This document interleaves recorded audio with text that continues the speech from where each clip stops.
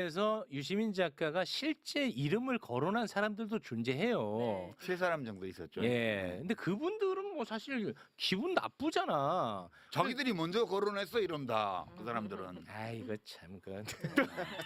자, 그분들이 화를 내는 것은 나는 동의 여부를 떠나서 이해가 돼요. 그렇죠. 근데 일절 거론하지 않았던 사람들 중에서도 뭐 엄청나게 화를 많이 내는 사람들이 있더라고.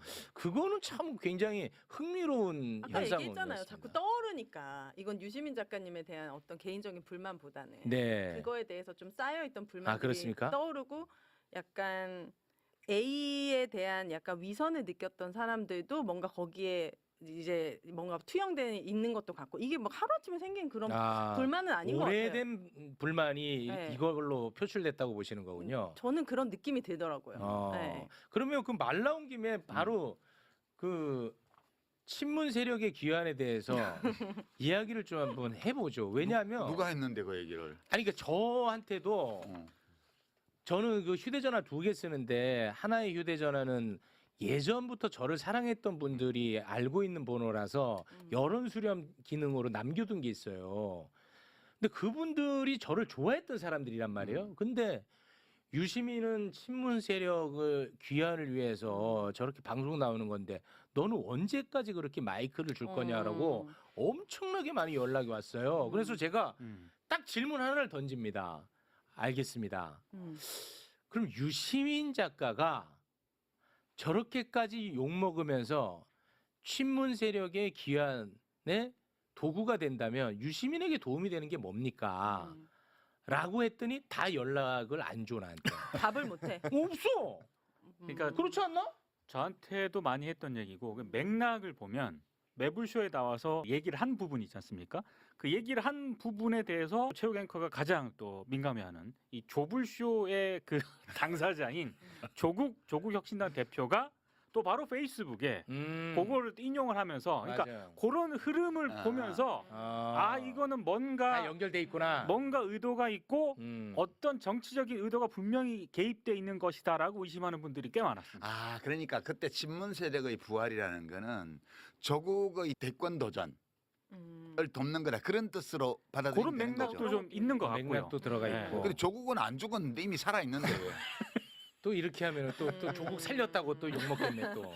그러니까 죽은 친문 중에 누구를 살리는 게 친문 부활이야? 이렇게 물어봐요. 문재인 대통령은 퇴임하실 때 거의 50%의 국정수행 지지율 상태에서 퇴임하셨어요. 네. 그 저는 개인적으로 문재인 대통령이 인격적으로 우리 모든 대통령 우리가 겪었던 대통령이나 정치인들 중에 가장 완성된 분이라고 제가 늘 얘기를 해왔고 네. 지금도 저는 그 문재인 정부를 제가 그래서 일은 안 했지만 문재인 대통령을 되게 좋아해요 제가 지금도.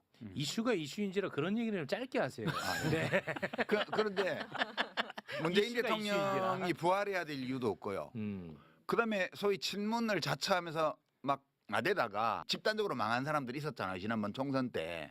근데 그분들은 부활할 수가 없어요. 어차피. 그분들은 폭망했죠. 예, 폭망해가지고 부활을 요구하는 사람도 없고 부활이 가능하지도 않아. 네. 끝났어 거긴. 그래서 이제 최민희 의원 정리로는 그거는 친낙계다. 친문이 아니고. 친이낙연계. 그러니까 이제 문재인 정부 때 그 주류가 이해찬 당대표를 따르는 쪽이 한 갈래가 갔고 한 갈래가 이낙연 씨를 따르는 갈래가 갔는데 이낙연 씨를 따랐던 갈래들은 총선 대선을 거치면서 다 망해버렸다 여기는. 부활할 가능성도 없고 요구하는 사람도 있고 없고 원하는 사람도 없고 부활할 역량도 안 돼. 네. 그런데 뭘 부활시키는 거야? 그러면 조국 대표가 그렇지. 맞나 보네. 그래서 그 맥락에서 지난번 합당 파문 때 네. 저를 또 공격을 엄청 네. 했잖아요. 네. 근데 그것 때문에 제가 최진봉 교수한테 봤냐고 했는데 또 화를 내시더라고. 근데 제가 최진봉 교수한테 뭐 억하심령을 가진 건 없어요. 네, 없고. 좋아합니다. 유쾌하게 생각합니다. 제가 이제 최진봉 교수가 그 국대 토크 하시잖아. 네, 와. 조회수가 많지 않지만 제가 보거든요. 부지런하셔. 작가님 그거 보세요? 네, 근데 국대 토크에 보면 출연자가 뭐 김영민 목사도 있고 뭐 많아. 출연자가 와서 제가 정청래 대표하고 짬짬이 해가지고 합당을 추진하다가 망했다. 이 기조로 말을 하는데 최진봉 교수가 그거에 대해서 브레이크를 안 걸더라고. 제가 합당을 해야 된다고 얘기한 적이 없거든.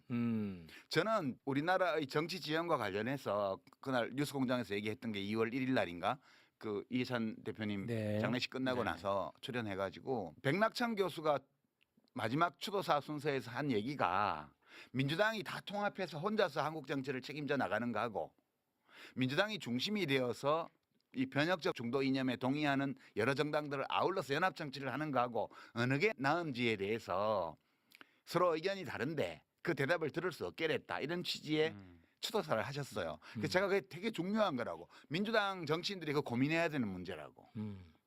그래서 그 기획으로 가면 조국 혁신당이 합당하지 말고 좀 힘들더라도 밖에서 생존하면서 민주당하고 연합해 나가는 방안이 있고, 그러나 조국 씨와 지금 조국 혁신당의 당원들이 그걸로는 만족을 못하고 우리가 그러면 정권을 잡아서 한번 우리의 사회권 선진국이라는 구상을 실현해보자 이렇게 마음 먹는다면 합치는 게 맞다.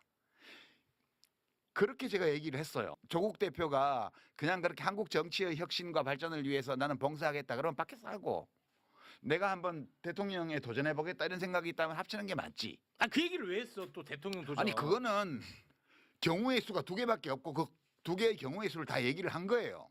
저는 꼭 합당하는 게 바람직하다고 생각하지 않아요. 네. 근데 이제 그렇게 얘기를 한 걸 빌미로 잡아서 네. 집권 1년 차에 벌써 차기 얘기를 하냐부터 맞아요. 시작해가지고 네. 온갖 욕을. 아니 집권 1년 차인데 당연히 지지자들은 근심하죠. 지난번에 문정부 끝나고 정권 재창출이 안 돼서 그 난리가 났잖아요. 그렇습니다. 내란까지 가고. 그 다음에는 또 민주당이 계속 집권해야 될 텐데 다음에는 누가 있지? 이 고민들을 시민들은 다 한다고요. 근데 대통령 집권 1년 차니까 그런 얘기를 하는 것 자체가 불경스러운 거라고? 아니 우리가 무슨 왕 뽑았어? 그때는 조금 서운했거든요. 유시민 작가님 다음 대권 얘기할 때. 요 감성을 알아야 네, 돼요. 자, 그 왜냐하면 감성을 전달해 주세요. 조국 대표님이 쇄빙선의 역할을 엄청 잘 해오신 것도 있지만 최근에 여러 이슈들로 인해서 네. 그리고 정치력을 보여준 적은 없잖아요. 그래서 저는 네. 막 부산이나 이런 데 나가셔가지고 막 하셨으면 좋겠는 거예요. 그런 상황인데 갑자기 합당을 한다고 하니까 약간 이렇게 올라왔다가 아직은 다시 검증해야 될 시간이 아직도 많이 남아있는데 거론된 분이 이제 조국 대표님이다 보니까 네. 근데 차기 대통령은 이재명이라고 저는 계속 아직도 생각하고 있는 상황에서 네. 또 이제 뭐 얼굴에 점 찍고 나오라고? 그러니까 너무 그런 부분들이 좀 서운하게 느껴졌고 그리고 문재인 대통령에 대한 생각도 좀 다른 것 같아요. 그렇죠. 이제 그건 다를 수 있죠. 그러니까 유시민 작가님을 워낙 좋아하지만 문재인 대통령 떠올리면 답답하고 화나는 지지자들도 있어. 지지했지만 화나고 속상하고 막 답답한 많아요, 사람들도 그런 분들. 많아요. 근데 네. 조국 대표님, 유시민 작가님 뭐 이제 뭐 다 그런 분들을 하면 문재인 대통령 친문하는 순간 또 문재인 대통령이 딱 떠오르니까 그럼 스트레스가 좀 올라오는군요. 이게 약간 연상이 되면서 딱 거부감이 생기는 거예요. 아.